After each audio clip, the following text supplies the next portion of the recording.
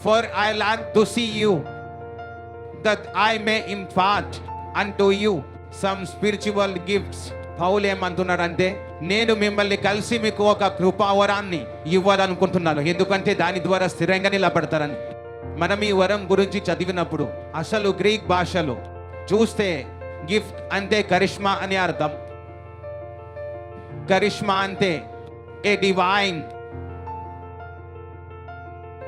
ఒక దైవిక ఫ్యాకల్టీ, ఒక అద్భుతమైన సామర్థ్యం, మెరకలస్ ఫ్యాకల్టీ లేదా ఒక ధార్మిక అర్హత. కరిజ్మా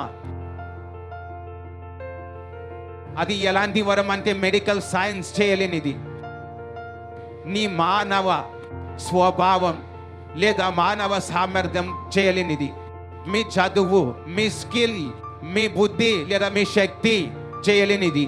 పౌలు ఇక్కడ అంటున్నారు, మీరు మీ దగ్గరకు వచ్చి మీకు ఏదైనా కృపవరం ఇవ్వాలనుకుంటున్నాను, దాని ద్వారా మీరు ఏమవుతారో, మీరు స్థిరపడతారు. ఆయన అన్నాడు, నేను మీకు ఒక అద్భుతమైన శక్తిని ఇస్తాను, దాంతో మీరు స్థిరంగా నిలబడగలరు. మనం అడుగుతుంటాం కదా, ప్రభువా నా పరిచర్యను నిలబెట్టని లేదా నా జీవితాన్ని నిలబెట్టని. ఆ నిలబడటం గురించి పౌలు ఇక్కడ చెప్తున్నాడు. That A may be established. నేను వచ్చి మీకు ఒక అద్భుతమైన ఆత్మిక వరాన్ని కోరుకుంటున్నాను, దాని ద్వారా మీరు మీ జీవితంలో స్థిరంగా నిలబడతారు.